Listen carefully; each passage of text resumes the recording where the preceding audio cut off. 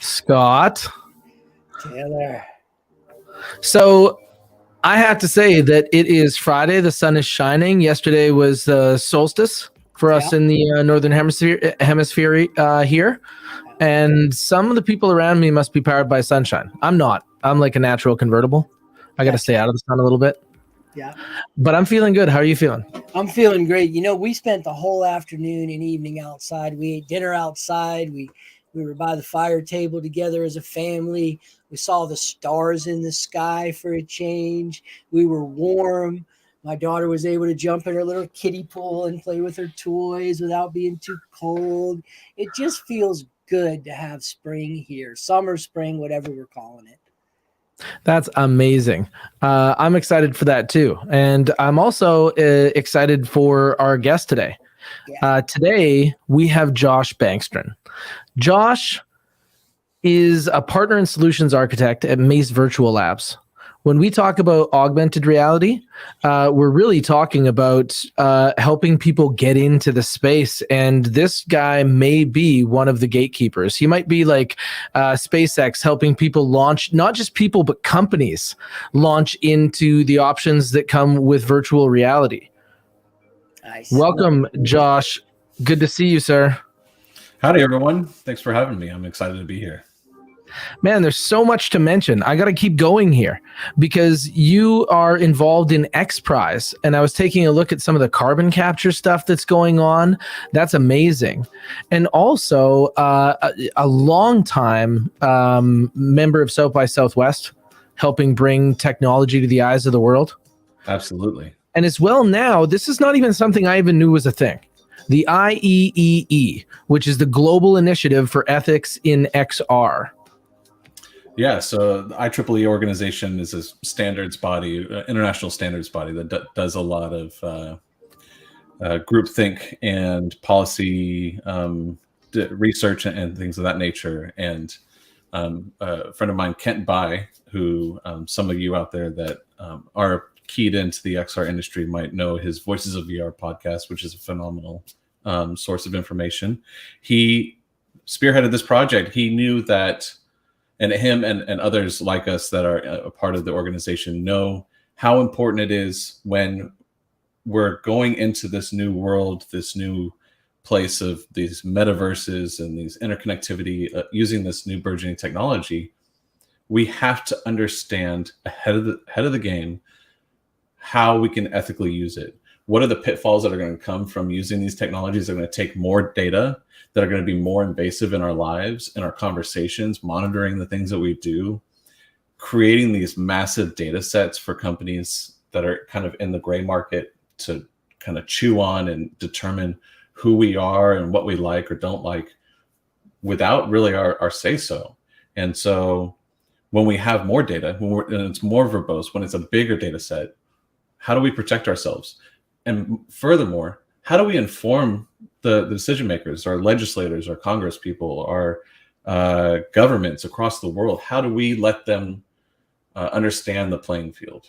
Holy wow. In watching the I remember watching the deposition of Mark Zuckerberg and trying to see the understanding that the politicians have of how technology works and what social media capabilities would look like from like the software side. And the you could understand that their base knowledge was so lacking that it was difficult for them to participate in the conversation, let alone make a decision. Well, I play a little devil's advocate here that these decision makers operate at such a high level, right? CEOs, the C-suite, people that are in charge of these multi-billion-dollar or sometimes trillion-dollar organizations or governments, there's just no way for them to know everything all the time. And because of that, a lot of the time, they're kind of behind the curve when it comes to understanding how technology interfaces and what that scope and perspective really means to everything from a high level and trickle all the way down to us as individuals. And so they need succinct and poignant talking points to run from, and also a way to key that into how they go about their decision-making process. So it's very, very vital for organizations like the IEEE and the XRA in the United States, who are kind of leading the charge of these conversations and pushing forward that narrative to say, look, these are great technologies. We're making blinding speed leaps ahead of where we even thought we would be. We need to know where we're going to land and how we're going to handle it when we land there. Yeah, and I think that getting the general public to understand how big data works and why it can be dangerous. Like I got to spend some time with a startup named Wrench. Mm-hmm. And their ability to use cameras along with technology to be able to see how movement can determine if somebody is holding something, right, in their hand. It can sometimes determine if someone is armed. These types of things are going to go on to like an exponential growth level where they'll actually be able to determine you looking twice at something as like intent to purchase. Yeah, let's... not to scare people, but I would like to take it to a little higher level of awareness. Eye tracking data. So just about every piece of equipment moving forward, the major manufacturers are all considering how they can key in eye tracking. It's very vital for training and actuation of data in a lot of different ways, but it can also be used for some really weird, murky ways. So when you get to a high enough level of eye tracking data, meaning I can capture your movement of your eye and how your eyes dilate, shrink, and expand, right? I can understand not just what you're looking at or how you're looking at it, but there's scientific ways to intuit your emotional data. Are you scared? Are you stressed? Are you aroused? Are you, do you have some kind of level of emotional intention? We can read heart rate data. Does your heart rate go up when you're looking at an ad? And then all of a sudden, they have this window into yourself that it could be at a subconscious level. You don't even know you're reacting this way, but that data is coming out of you in new, unique ways. I was talking to a friend of mine who's an ophthalmologist, and he was explaining to me how your eyes are not connected to your brain. Your eyes are your brain. Like they are a part of your brain. The things that they do are totally involuntary, and the ways to mask them are totally limited. And to think about having to shelter like your emotions like that all the time, I don't know that that's healthy. It's definitely not. And it's just, again, I prefer to be a proactive participant in this, right? I like to have conversations and deep dives into what could happen and how we could use it for the benefit and how people could misuse it. Because a hammer is a hammer. It can be used in many different ways. But unless we know the ways it can be misused, we do not know the ways to write the rules. Even if we are going to intend to break the rules, we need to understand those confines and where the lines are crossed. Totally, because you could be going into a whole other space and not even see that you've made any progress. Right. I mean, we're there's a lot of stuff going on, but imagine a platform understanding somebody that hasn't come out of the closet, maybe hasn't even come out of the closet to themselves, and starts sharing information about their preferences to the world in ways that are visible to others. There needs to be a safeguard. There needs to be an ability for us as individuals to understand what's being expressed from us, what's being captured about us, and how it's being used for good or for ill. That's such a cool concept, and I really appreciate you working on things like that because so few people have a good grasp of it. Now, where you spend a lot of time is with MACE Virtual Labs, right? Absolutely. And my understanding, and this is something I think Scott's going to find exciting, you do enterprise work with augmented and virtual reality. Absolutely. Yeah, we're focused on the hardware perspective. We solve the logistics and delivery of XR hardware at scale. I like to say that we remove friction from entities looking to invest properly in the XR hardware space. We have a deep domain expertise in it. I myself have been in the VR industry since 2014. MACE has been around since 2018. And we've really made a name for ourselves in helping, and we've done a lot of mom and pop stuff as well, but really focus on majors, the Fortune 500, 100 companies who are going anything from how do I do some R&D or build an innovation lab, or I'm starting to do my first implementation, or now I'm scaling and putting thousands of units out into the workforce. And how do we properly do this? How do we invest in a wise and secure way that safeguards our assets, makes sure we're taking care of our shareholders, but also takes us to that next level so that we're not last to the bat? So could you give us an idea of how many and what type of large companies are trying to solve solutions by taking them into virtual reality? Thousands of companies, without divulging too much, secret sauce. Where it's really any industry. I mean, if you name an industry vertical, I could probably tell you a use case or at least an idea to chase down that would have some kind of implementation. The thing to realize is the manufacturers of these devices really see it as the next computing unit. It's not like this is a cool other toy. It's more like this is the evolution of the smartphone and the tablet and the laptops. So being able to take our interaction with technical or digital media to the next level enhances our capabilities as humans. I mean, we are pattern recognition machines, but we've been obfuscated from the patterns by putting everything in a two-dimensional format. As much 3D as you want to throw at your computer monitor, it's still 2D. We can do some interpretation up here, but once you get into the information, once you live in the data, when it surrounds you and you're just enthralled by it, then these new patterns unfold. These new data sets become apparent, and the real processor that we're using every day becomes highly activated. And really, some of this technology hasn't been taken to its fullest potential. We don't even know where we're going to be able to take it because we haven't had that wide scale implementation and rollout. Scott, I see you lighting up over there. Well, I love this topic because I'll name some names: UPS, FedEx, Coca-Cola. I keep going, Anheuser-Busch. There's our virtual reality is conceptually in the consumer space. This validly, how do we apply it in the social world?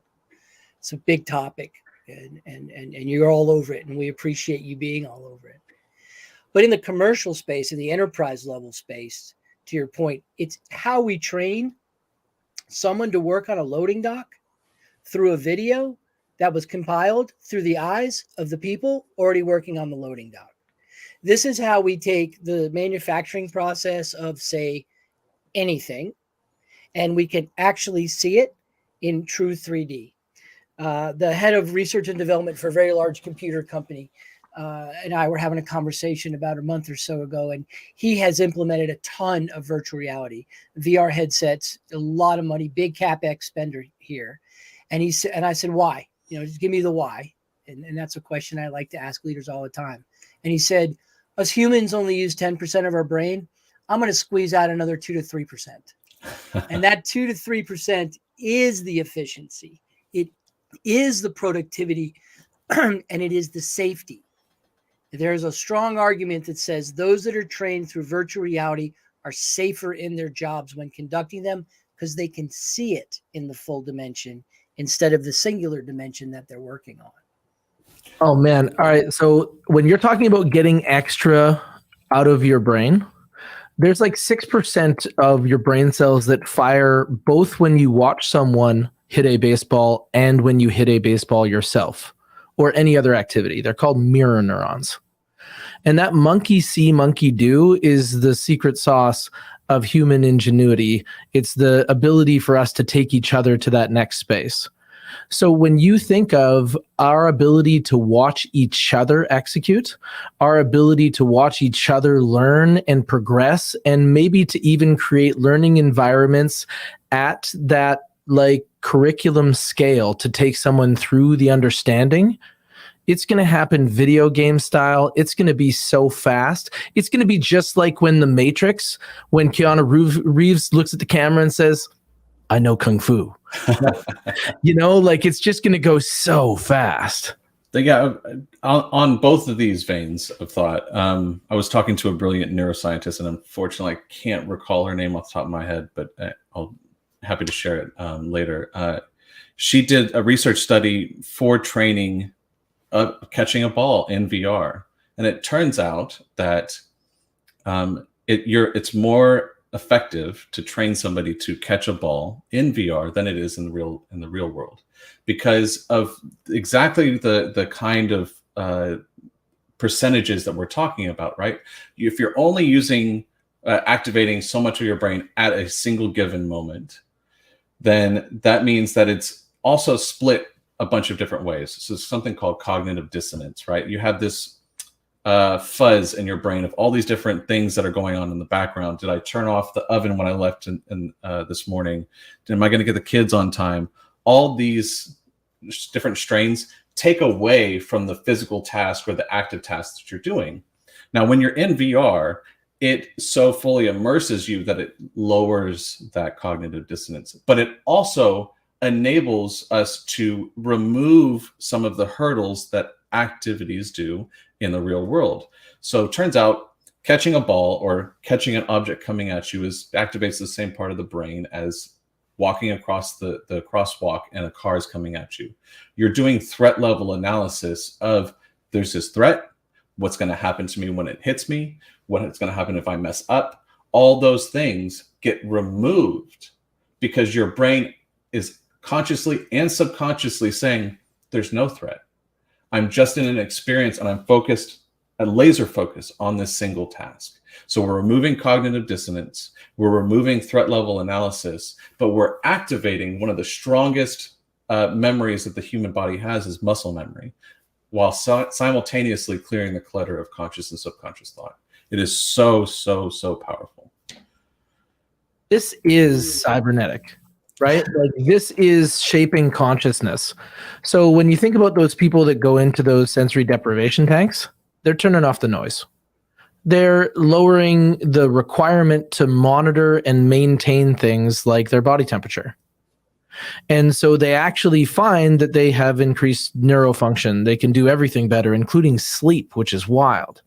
Now imagine that you're in an environment where you're catching a ball, but normally you'd be in a park and there'd be birds and there's traffic a little ways away and maybe there's wind. If you put someone in a room and turn the temperature down by 10 degrees, teach them something and test it, their score will be affected. All of those things are suddenly gone. And the results are exactly what you're talking about, which is what happens when you remove the extra stuff that our brain is doing and say, just do this immersively. Absolutely. So just as much as training you to catch a ball in VR translates out to the real world and makes you more efficacious, Johnson & Johnson did a research study with new knee replacement surgery. And they took a group of participants that did it the more traditional way. They're in a classroom and they go through videos and or give dictation and all that kind of stuff. And then they took participants that they trained them in VR. And no one from the original group that came back, I think it was six weeks later, was able to pass the baseline of testing to say that they were still effective at that training. Over 80% of the people in the VR study group passed. So now, not all metrics are transmissible to every single training, and there's no panacea for anything. But that right there, just on face value, showcases how important this technology can and will be. You're on mute, Taylor. There we go. Thanks, Scott. No problem. When you take a look at this and other technologies that we're progressing, I remember listening to a podcast called 9 Volt Nirvana.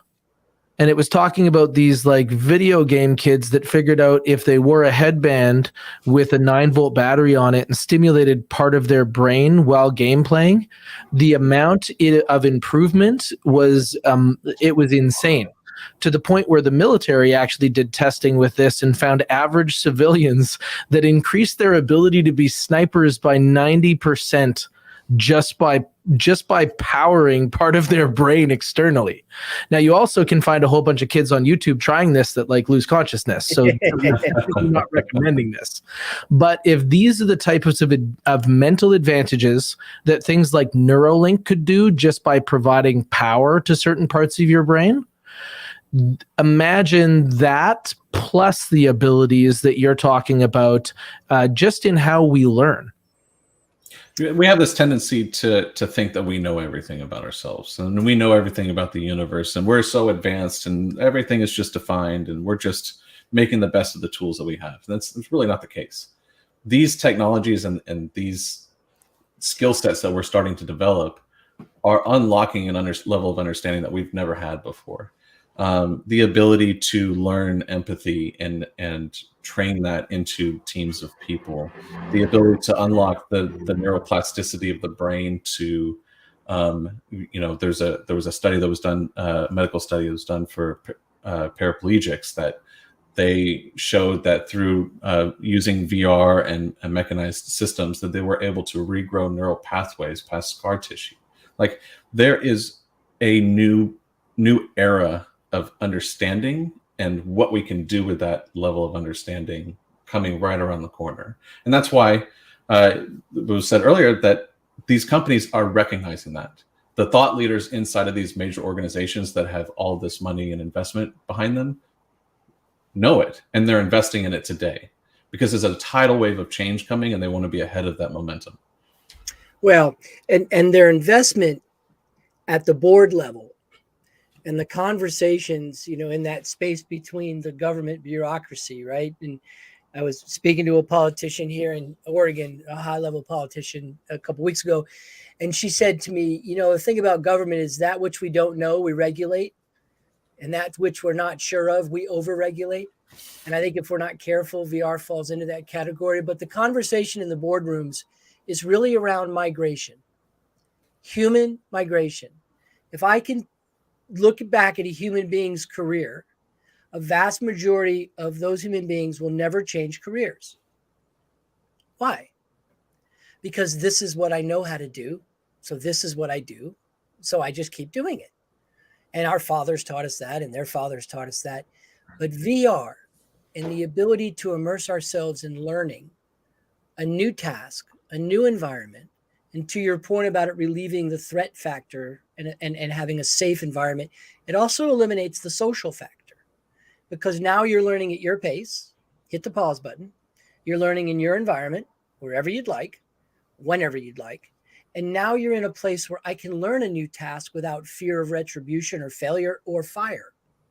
So I can walk into my HR department in the future and go, I really love being in marketing, but I want to be a coder. Here you go.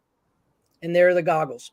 And so there's this cross-pollination, this cross-migration of humanity's ability to adapt and migrate to new careers and new endeavors because they're back in the business of being able to learn. And the theory that you can't teach an old dog new tricks gets blown straight out of the water. Man, what about rewind? You could watch it again, right? Like, you could take the experience again. And also the ability to try things. You know how bad we are at explaining what it's like? What's it like to be a plumber? Well, I know a guy who's a mechanic and I think mine's better, right? Like, we don't have good frame of reference. You know what might be awful though? You can show people what it's actually like to be a parent, and then they might more might opt out. It's the most difficult, most rewarding thing you'll ever do. I'm just saying that. Yeah. Wouldn't change it for the world, but I'll change it for a minute or two every day. Yeah, exactly. I think the social aspect is very important, right? Up until today, or the past few years, you're just kind of stuck with a certain modality of how work has to happen, especially for certain industries. There's just no way around it, right? You have to go into the office, you have to do these things. around these people in this environment. Full stop. What this technology plus the pandemic has done is forced a reshaping of the way we think about what is possible. And if you see the statistics about pretty much split down the middle, half of humans are extroverts, half of humans are introverts, and then it's really a gradient. But for the sake of this conversation, we'll make it binary for a second. We basically told half the population that get over the way that you work and you function the most effectively, and you have to function like this extrovert. But now we're giving them the tools to shape their environment. You know, kind of like the modern day thing of the Zoom background is why I have this green screen. Like you can look like you're in Fiji, but you're not really in Fiji, right? Or you can look like you're on the International Space Station, but you're not really there. Well, imagine you're in an immersive environment and you look around and you feel like you're there. The thing that does to your subconscious mind, again, removing cognitive dissonance and allowing you to feel less stress, less anxiety, and be more effective at the things that make you, that make you the best you and the best asset for not just your work, but your team, your family, all of it. It all is effective. It's all an intertwined network of variables that affect us. And it's really a cool industry to be in, to see it evolve like this. And don't forget about the time value of money. The cost of training someone to do something differently in the business application versus the VR cost over time to train someone to do something differently. The amount of economic applications, the amount of ecological savings to teach someone in virtual reality to shoot versus shooting thousands of rounds. The benefits to this technology, there are always risks. There always will be risks to everything, but the benefits to society are astounding at every level. The missing part is you got to have $1 million plus budget for training and education on your balance sheet in order to bring this type of training to reality. And that's where I think the disruptive innovation is going to come from, is show me a low cost option. Show me a small business owner who can teach his pizza chef how to cook pizza in VR, and then teach him in the ovens how not to burn his hands in reality. And then let's put him on the line and let him cook pizza, or him or her, right? I just am looking forward to that sort of low cost application of VR without low cost quality, because that's where the disruptive cognitive dissonance takes shape. It's going to be so wild, though. Like every Gordon Ramsay restaurant, the chefs are actually going to learn directly from Gordon Ramsay, right? Yeah. Like McDonald's people could meet the guy who made the McNugget. Right. Like it's going to make access, just like we noticed with things like Twitter. Absolutely. And to take it to a cost of life, and me personally being from Houston, during Hurricane Harvey, there was only 3 firefighters in all of the city of Houston, massive city, 3 firefighters that were physically trained in fast water rescue. And for those of you that weren't aware or weren't here, the city of Houston became basically a lake with fast water everywhere.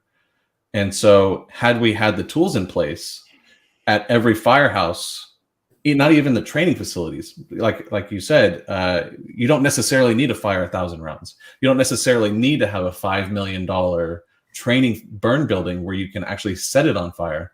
You can do things like what Flame's doing. It's a VR firefighter training company where they put you in the situation where you're putting out jet fuel fire.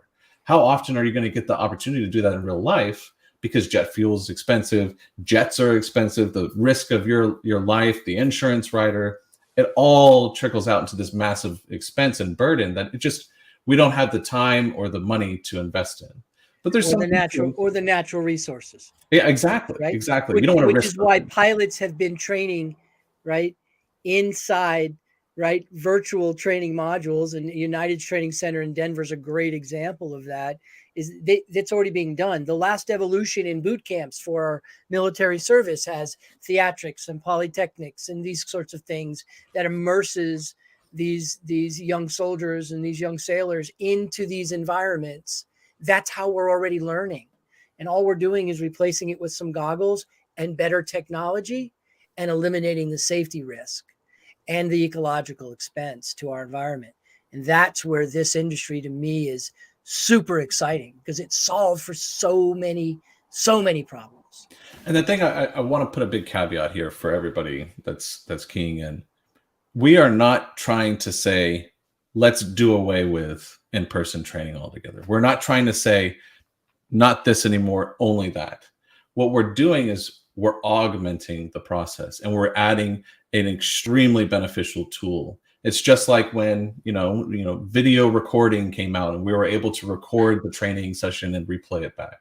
We're enhancing the pipeline. And like you said, we're removing some of the burden and the ecological risks and on all these other levels. It's, again, I just want to stress that it's not removing something.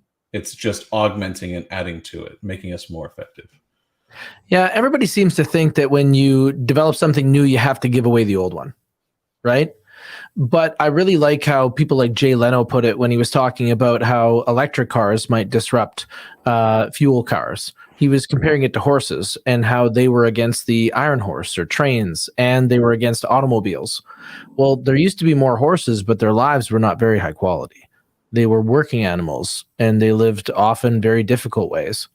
But now horses have become recreational animals. So that whole situation has changed. So what happens if the people that you meet in person are the people that you care most about, are for even more intimate interactions, are for another level of connection, but the people that you connect with in somewhat physical ways? So 85% of communication is in body language and tone. So like we've been killing ourselves with text and email. Right? A lot of people don't realize that people read text messages in the tone of voice of how they feel right now. So if they get your best news, but they miss lunch, that's how it's going to happen, right? It's going to be like, you were making fun of me. You got this great job and I didn't, and it's not even about that. They were just telling you about your great job. So as someone who's had an abnormal amount of communication being in marketing and sales and real estate, I really find that using video in our experience made it amazing. And we were doing that before COVID when so many other people joined us. But now when we take a look at virtual reality, a lot of people are going to say, well, realtors aren't going to be useful anymore. Mm-hmm. It's like, well, why wouldn't we be able to show way more houses? Let's go walk through 60, but go to 3. Yeah, and to your point earlier when you're saying like let's record it as we're doing it, there's a platform called Engage that does volumetric capture inside of an immersive experience. So say you have, let's use your Gordon Ramsay example. Let's say Gordon gets into a setup where he can be volumetrically captured. Or even just use the basic avatar system that's built into the system. He doesn't have time to go to the studio or what have you. So he goes and gives a lecture, and he walks around a kitchen that's been designed in VR and shows you the recipe and gives you the tips and the pointers. And he has a class, and they ask questions and they interact and they share perspectives, and they have that cohesiveness and that back and forth that we're familiar with. But then we record it. And it's not just a recording of flat like we are. It's a volumetric capture, meaning that you can walk around the environment. You can sit in the chair next to a participant and hear their thoughts as if you were sitting next to them. You can watch Gordon do it. You can go walk up to the podium. You can stand next to him at the kitchen sink and see what he's doing with those tools. That, again, adding dimensionality unlocks a new level of data, which unlocks a new level of pattern recognition and harmonizing you to that training. Yeah, I also find that when you can see and hear someone, you can make more connection. You can see those micro expressions and things like that. You can catch more of what they're trying to do, or the essence of what they're getting across, even if they're not saying it. So that would be something that's captured. But I also think it's going to be kind of wild, because we're going to get to this point where you dial up through augmented reality into virtual reality in your own life in many places. And that could mean that somebody like Gordon Ramsay or Martha Stewart is in your kitchen helping you. Like, that could be the future of entertainment, is to have some of these people that we watch on HGTV right now actually join us. If she's coming to my house, I hope she brings Snoop. Me too. That would be phenomenal. Yeah, I mean, look, there's already a platform out there that does something like that in 2-dimensional called Cameo, right? Like you can hire Snoop to wish you happy birthday. But imagine if he had the tools and you had the tools to teleport him so there's telepresence and he's standing there next to you and you're having a live dialogue with conversation back and forth. Or even if it's just recorded and they sit in front of a kitchen that overlays onto your sink and your tabletop, your countertop, and you see what she used, what Martha used, and then you just replicate that. There's just so much more of a connect, right? We have for so long obfuscated ourselves. We so long removed ourselves from the actual action because of the tools that we had at hand. The closer we can get, the key term in my industry is presence. The more present you can be, the less dissonance that you have in your mind, the more effective you are at the training. And so if I remove the layers of tools that you have to use to be there, the closer I can bring you in, the more it means to you, the more it cements in your mind, and the more you can express yourself and be more of yourself.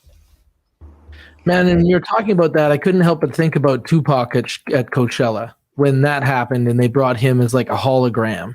Mm-hmm. And how that's progressing. You've seen so much progress. Like being involved with South by Southwest, I remember people that were like UFC fighters, when they were trying to explain to other people that they were cage fighting, people would compare it to cockfighting. They would think it was like this illegal underground thing, and it kind of was, and now it's this mainstream sport. But when you were originally talking to people about what it would be like to be in virtual reality and augmented reality, what was the reaction like as compared to now that Meta has made their announcements and things? It's funny, but my favorite quote is, unfortunately, the Matrix can't be described to you. You have to experience it for yourself, right? I mean, there's, and the anecdote I usually share is, you can't describe what it's like to ride a roller coaster. You can see people on a roller coaster. You can watch people have the time of their life or scream their head off, say, let me off, or whatever the experience is for you. But until you're in that seat, until you experience it for your own perspective, for your own emotions, for your own limits and trials and tribulations that you've gone through, it doesn't connect. So what the exciting thing is, when we see things like South by Southwest, one of the biggest conferences in the world for tech and music and entertainment, is people get that chance to try it out. I've personally put thousands upon thousands of people through their first time in VR. And as long as you are a good steward of people's personal emotions and experiences and how you bring them into the environment for the first time, 100%, every single person has the time of their life. But you don't know person's experiences. A great example of that is the godmother of my child, close personal friend, she's from El Salvador, and she left during the Civil War, and she had a lot of emotional, essentially baggage that came from leaving there as a child. And I used to always put people in Google Earth VR for their first experience. I'm like, okay, this is a kind of a neutral zone. It's this first level, just exploration. I was like, let's go to the Himalayas and see what it's like from the top of the world. Let's look from space, like you're on the space station, and go visit the Louvre, go to any kind of touristy place that you always wanted to visit. And so once we finished going through those motions, I was like, go anywhere you want. And first thing she did was she went home, and she had a very emotional, essentially as a breakdown. And I wasn't prepared for it. I didn't know, because I'm not trained in this psychological nature. And it's one of the things that takes me back to the IEEE XR ethics conversation that we have, is this is because it's such a powerful tool and it reaches so far into the psyche, or it has the potential to, we need to understand those boundaries, because it can activate both the amazingly good and also the incredibly negative. Yeah, like sometimes when I'm scrolling through my feed, I'll end up with something that is like jarring, right? Mhm. And imagine that as more of an experience. Right. There's people scrolling through YouTube that see crimes and they see people getting hurt or worse. And if that isn't something taken into consideration, that could be part of your accidental experience. I was talking with Laura Kilcrease yesterday, and she was talking about positive collisions. And that is the value of connecting people, is that there's this connection. And what you were just mentioning, Josh, about how not being on the roller coaster, you can't experience the full element. I see when there's a car accident, there's three actual impacts. There's the impact of the car hitting something, and then all of the inside, everything inside the car coming to its limits, whether it be seatbelts or the front of the car. And then the third impact is the one that we try to watch out for, which is the inside of you hitting the inside front of you. And in this case, there is part of us that's not getting that in a lot of the experiences that we're having online. We're having these positive collisions, but we don't actually get to feel them. Mm-hmm. And this will change that. And as much as there's some things like this on the opposite side, like you were saying, extroverts and introverts, and the middle is ambiverts. And when you see those different groups taking place, this will help them control their experience. They'll be able to turn the interactions up and down. It will help people function together better. For those people that don't have filters, like don't have attention filters and have spectrum challenges based on that, imagine them getting computer assistance to create filters. Exactly. They might actually be more ready for virtual reality as an evolutionary step. This might be a little bit something that feels kind of crazy. It is. I mean, we all want to feel in control. It's a human nature. It's a base instinct. We want to know that we're in control of our environment. It means more to some people for a bunch of different reasons in a bunch of different ways. But giving people that level of control, which a lot of newer devices that are coming out, or like a great example is the Vario XR3 headset. It's a true mixed reality headset, right? So it starts as virtual reality, but then it has these high resolution cameras on the outside that pulls in the camera data from the outside world, sends it to the computer, and then composites it back to your screens in front of your eyes faster than your eyes can see it most of the time. And so what you get is this, essentially you can have a dial that says, I want 100% VR, 98% VR, 2% VR. And so you can bleed in the real world or bleed it out as much as need be. And then you can manipulate that digital world as much as you desire. This could be an experience that will allow people utilities. So imagine when it's time to get in your car and drive somewhere, that instead of looking at your little phone as a window into navigation, that the road just appears purple everywhere you're supposed to go. Mm-hmm. Or imagine that suddenly somebody collapses at the airport and you run over and 911 is able to patch into your vision and manipulate your visual field so no one ever needs to learn CPR again. They could literally make everybody capable right there.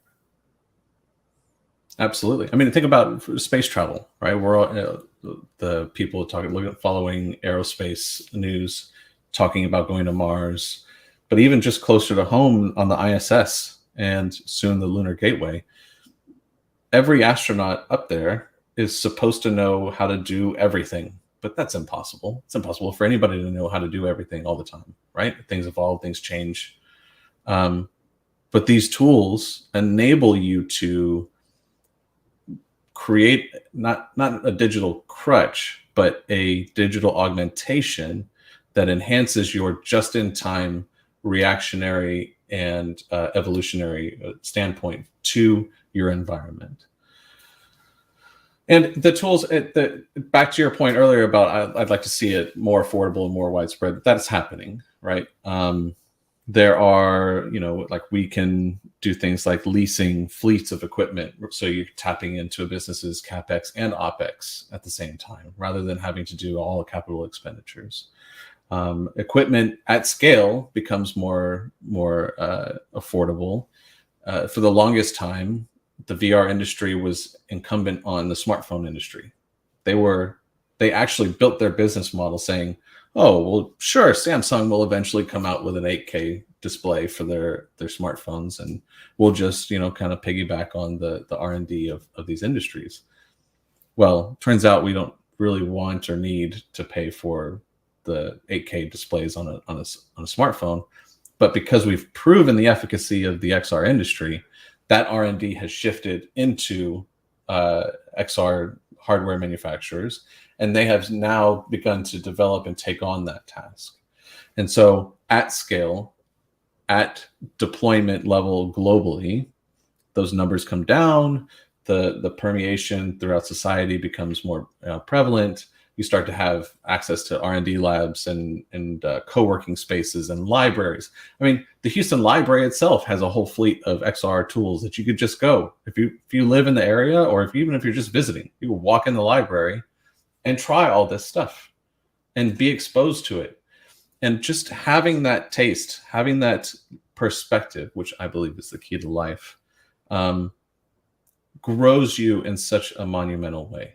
Having that new perspective allows you to really inform your own internal decisions on, am I doing the right job, or should I move into coding? Am I working with the right team, or should I be more work remote? Am I doing the best task that I can for my job, or should I evolve into another position with another team? All these things become prevalent and obvious with the right insight, the right perspective, and the right tools. So as companies are looking to engage in this, I imagine that the challenges that they have is that this is new. They don't necessarily have a budget for this. They don't know what it will unlock. They can't see the path between this and return on investment yet. Those types of things. What type of response do you have to that for those companies that feel like this is the future but not now? It's a great question. And it's one that I field pretty often, because even if they have the budget, they don't necessarily understand enough or have the desire enough to invest today, right? Or if they are looking to invest, they don't want to do it at scale, which I completely understand. The first step almost every single time is identify your champions. You have to have champions internal to your organization that are going to be your torchbearers. You can buy every single toy under the sun. You can buy every McLaren that they ever build, but it doesn't necessarily mean you're going to have a driver for it.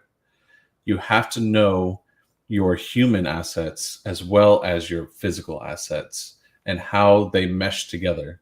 Otherwise, you have a level of investment that just sits in a closet and goes unused. And then the C-suite sees the bottom line and says, this money was wasted, goes nowhere. Let's put a stop or a hold on this for the next 5 to 10 years. So when you have identified those champions and you've given them the power to be that champion, you've given them the runway or at least the 20% time to work on these projects, start with an R&D lab. Start with just a one of each tool. Give them some space to play within the confines of what you think will work for your company, but also a little bit of extra margin. Because again, while these tools will work for every industry, we don't necessarily have what that best case scenario is defined for every industry. So, I mean, if we want to have a more one-on-one conversation, I'm happy to do that. But the goal is have the right tools in place to start the discovery and crawl, walk, run. Don't expect to go buy 10,000 headsets tomorrow and to solve all your problems. It's just that's not where we are. And I think most major enterprises, they didn't get to that point without that mindset in place. But absolutely, I think one of the most integral things is having the champions and giving them the tools that they need to explore. Scott, when you're taking a look at those companies that are going to be the initial adopters of this, these people that are going to be the first kick at the can, right? What do you think that they're going to get for that first mover advantage? Well, I think one of the things we're seeing in the airline industry, the commercial airline industry, the transportation business, and think for the cargo carriers for a second, the trade routes, dealing with weather patterns, understanding the cockpit of different aircraft, being able to cross train on different aircraft, and then being able to have those flight miles for FAA certification for those different aircrafts. Huge cost savings with VR training. Literally a no-brainer. There's easy application, makes perfect sense, holds their training and education costs down. When you get into some of the manufacturing, larger manufacturing, heavy machinery, how do you operate this heavy machine? How do we work this heavy machine? Well, we got a new mine. We're mining a different, lithium is big. I'll use that particular example because I'm involved in peripheral there. You have a lithium mine. How do you extract it? What does it look like? What are we seeing? How do you know to identify the terrain when you're out there in the field and the geologists aren't with you? Where there's a scientific application or there's a cross-training application, the savings are there. They're there. And the thing we need to understand is that these tools that we're purchasing for training, those are three things. One is intellectual property, which you hold on to and has a value and a shelf life. Number two, these are hard assets that we're investing in. These headsets, this computer technology, the interface, the servers, that stuff, those are hard assets. Those go on the balance sheet as an asset and are depreciable. So we have to look at the full cost picture. And we don't do that a lot of times when there's new technology. We look at the technology to see if it's worth it, but we don't define the true worth of it. Bigger companies sometimes are also smarter companies, and they look at that total cost savings. If we are losing 5% of our pilots a year to attrition or retirement or whatever it is, and we can replace those 5% ready to go and trained on 2 or 3 different aircraft, all they need is the flight time in the right seat, do it. That's what it saves us. When you present it that way to the bean counters, it makes a lot more sense than, hey, can I get $1.5 million for these headsets? No, you may not. Can I save us $2.5 million over the next 3 years? Can I do that? Yes, you can. I need $1.5 million. Here you go. And so it's important that the business case or the use case for these is looked at. And the more you look at the whole horizon line, the easier the decision is to make. Absolutely. Having the high level perspective is critical, and knowing how to convey that message for that specific business and that industry vertical is very critical. Like using the aircraft industry is one of the low hanging fruits of the whole XR development. There's more people retiring than people are being trained, and there's less available certified FAA certified training facilities than we need to replace those pilots, and even just the technicians that are moving the plane from the where it drops off passengers to be serviced. The entire industry needs additional tools, and this fits really well into there. And so it's not just a matter of, like you said, buying $1.5 million worth of hardware. We're reducing turnover rate, we're reducing cost to onboarding, we're reducing risk and potential cost of life, and we're improving our visibility and our marketability. We're enticing new and upcoming workforce because we have a newer, more effective training mechanism. There's just this whole ball of wax that melds together, and it's really, again, it's not like we're talking about just a shiny new toy, right? It's trying to explain what computers will do for the world before Apple and IBM existed. It's going to super permeate all walks of life. You won't use it all the time in every job, but it will be everywhere. And it's not just the hard skills, it's the soft skills. It's customer service, it's customer interaction.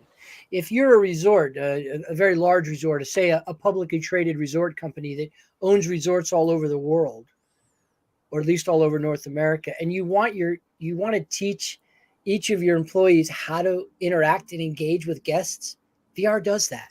You can set up different training modules, the irate guest, the tired guest, the medical guest, where we have a medical situation. There's so many applications on the soft skill side as well. And a lot more service companies are going to start to take advantage of that in the coming days. And the question becomes now, what if you don't? So what if you don't get ahead in this? What if you don't get involved in this? Does that mean that your competitors are going to be better at acquiring, developing, and retaining talent? I think that their startup cost of what it takes to get someone through training, that's going to be where the success is. Imagine as companies are looking for growth path, that's such a pain point, is getting people up and running, getting people into the point where they can grab on and help us pull. And as an entrepreneur, that's going to really be the big question, is if you can't be everywhere, can you bring everywhere to you? Is that the secret? Yeah. Well, and if all you have is a hammer, everything looks like a nail. Right. And the thing to remember about VR is it's not a toy. It's a tool. It's a big difference. You're not buying toys, you're buying tools. And implementing this type of training be common. I mean, our kids will all be trained in VR, in my opinion. And they'll choose it. Right. Like the thing is right now, when you're saying this isn't a toy, it's a tool, I'm good with it being a toy. And the reason is because I chose not to grow up. I chose to continually be curious and continually look for the next adventure and have that like playful mindset. And the idea that I could go back to my 8-year-old self and say, listen, they're going to bring the video games to you. Okay. It's going to be the exact magic that you hope for as a kid. You're going to have, at some point, you're going to have a little stick that has like magic numbers and keywords that gets you to secret video game money. You know, and on top of that, you're going to be able to not only see your loved ones at a distance, you're going to be able to get surgery from someone who has actually practiced. Well, and I wanted to touch on your game anecdote, because I'm a nerd, a traditional, like I'm definitely a gamer growing up, back before it was cool. And one of the things we're learning is gamification of training is critical in some ways.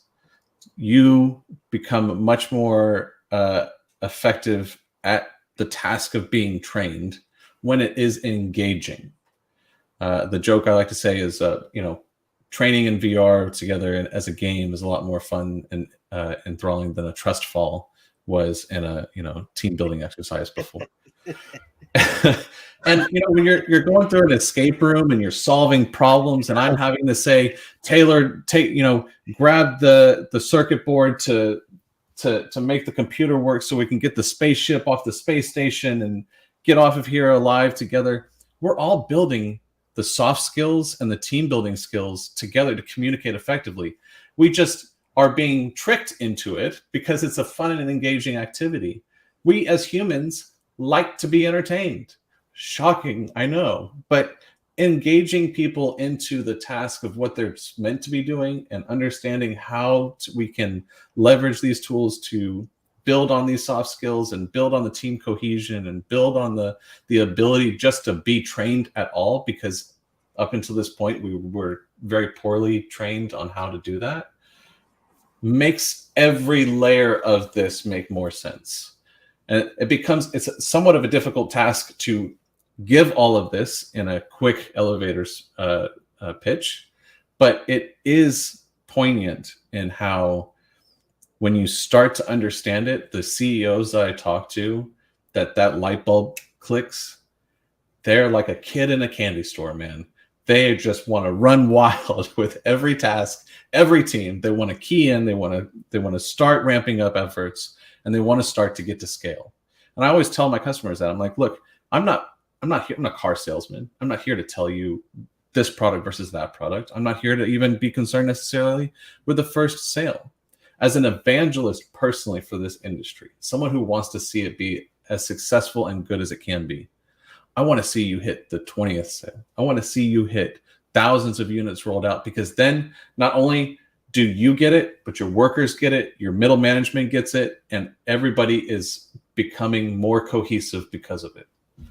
Man, you can tell. you can tell that you're an evangelist. And I can't wait to see what the group interviews look like in virtual reality in the future. Yeah. You know, you used a McLaren reference and you won me over.